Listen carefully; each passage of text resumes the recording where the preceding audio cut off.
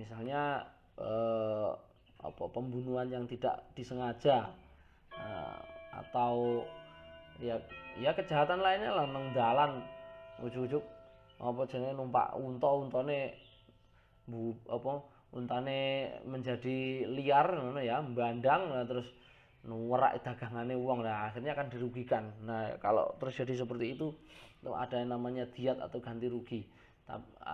Tapi kalau diat ini lebih ke persoalan pidana ya, misalnya ngerampok, ngerampas dan sebagainya, itu pokoknya urusan pidana. Wafikakul asir, dan menebus tawanan perang. Jadi kalau dulu itu tawanan perang itu akan jadi budak. Jadi misalkan kita perang, terus yang pasukan kalah itu kita tangkepi, itu akan jadi budak. Tapi pasukan tawanan begitu itu bisa ditebus dengan sejumlah harta benda. Nah, itu namanya wafikakul asir. Wala yuqtalu muslim bi kafir. Dan tidak dibunuhnya seorang muslim sebab membunuh atau memerangi orang kafir harbi ya, bukan kafir dhimmi. Jadi membunuh itu ada hukum kisosnya kalau dalam hukumnya Nabi Muhammad itu. Kalau misalkan ada orang kok membunuh orang yang tidak bersalah atau membunuh orang yang tidak berhak untuk dibunuh, maka itu nanti hukumnya adalah kisos, hukumannya di kisos, bunuh sama bunuh. Orang yang membunuh harus dihukum bunuh juga.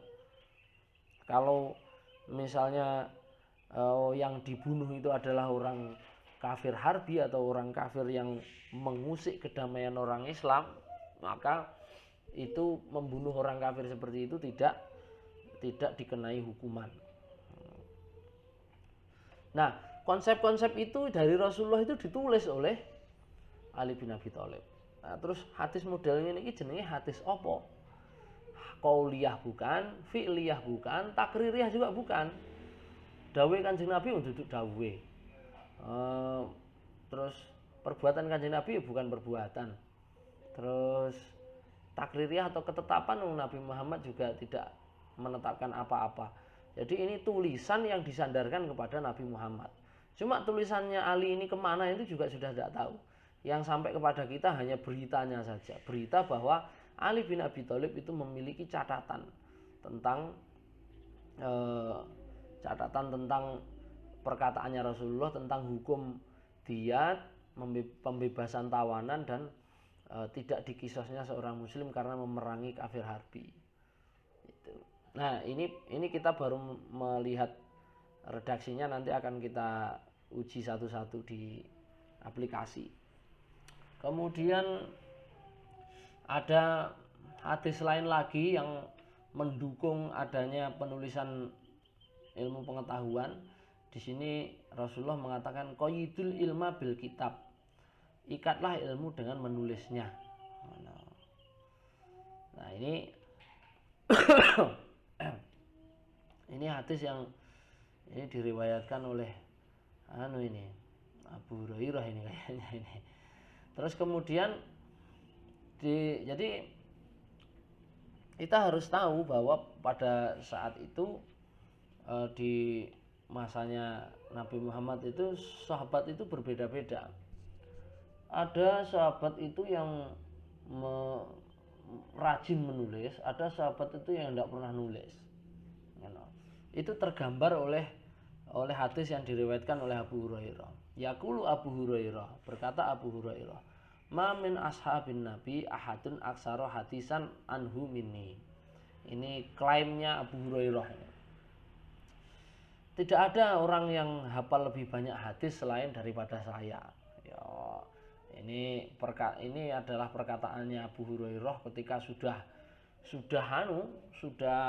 sahabat-sahabat Nabi yang senior sudah banyak yang meninggal.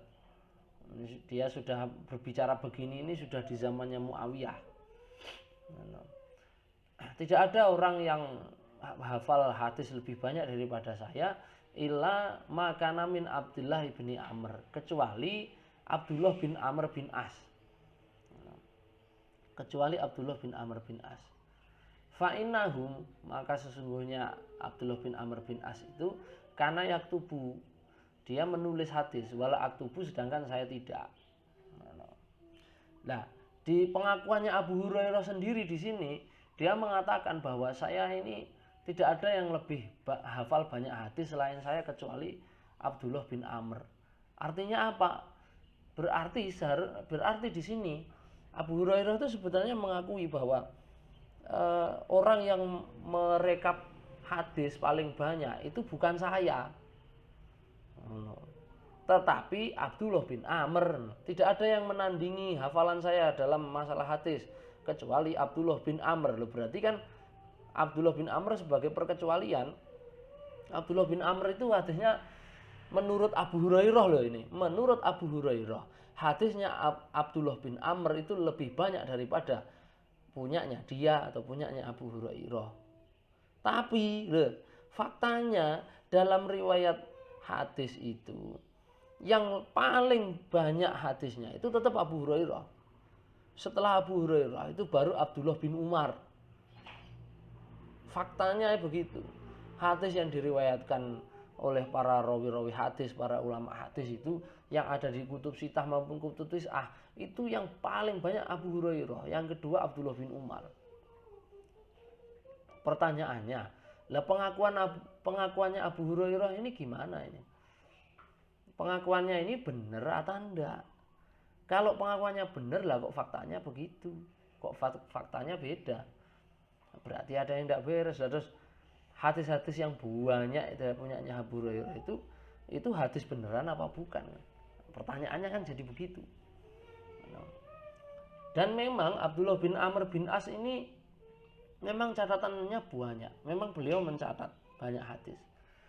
Abdullah bin Amr bin As itu masuk Islam lebih dulu daripada bapaknya. Amr bin As itu masih jadi musuhnya Nabi. Abdullah bin Amr itu sudah jadi sahabat Nabi. Kebalikannya Abu Bakar. Abu Bakar itu sudah ikut Nabi pertama kali. Anaknya yang namanya Abdurrahman bin Abu Bakar itu masih memerangi Nabi Muhammad sampai waktu perang Badar. Waktu perang Badar itu Abdurrahman itu masih ikut perang melawan bapaknya, melawan Abu Bakar. Gitu. Nah, cuma begini, Abdullah bin Amr ini catatannya lalu kemudian hilang. Catatannya itu tidak ditemukan sampai hari ini.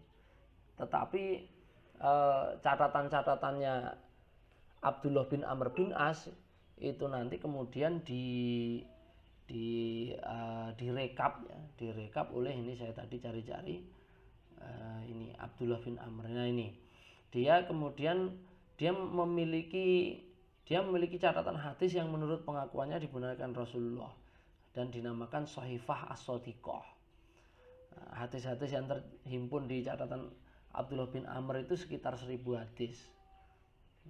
Terus kita dapat menemukannya di Musnad Ahmad bin Hambal dengan sanad Abdullah bin Amr. Harusnya lebih, kalau riwayat ini cocok, harusnya Abu Hurairah itu hadisnya tidak sebanyak Abdullah bin Amr. Tapi kenyataannya kok ya dugaan saya Abu Hurairah itu kan pinter ngarang, jadi ya apa-apa pokoknya sidik-sidik hadis begitu. Kan saya sudah sampaikan kemarin itu bahwa Abu Hurairah memang senang ngomongkan hadis. Kalau kalian belum percaya ya itu di kitab saya ini, di kitab Al-Bidayah wa Nihayah itu saya di situ baca pada banyak sekali problem-problem yang terjadi pada Abu Hurairah itu, terutama di zamannya Umar bin Khattab gitu.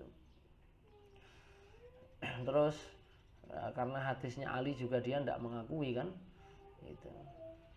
Nah, sahabat-sahabat Nabi yang menulis hadis itu juga banyak sebetulnya. Sahabat Nabi yang menulis ketika Nabi Muhammad itu masih hidup, itu di sini ada Abdullah bin Amr ya. Abdullah bin Amr, terus kemudian Jabir bin Abdillah itu juga dia menulis hadis. Kemudian Anas bin Malik, tapi kalau Anas bin Malik ini kan karena dia masih kecil di masanya Rasulullah, tapi dia hafal semua perkataan Rasulullah, dia ingat semua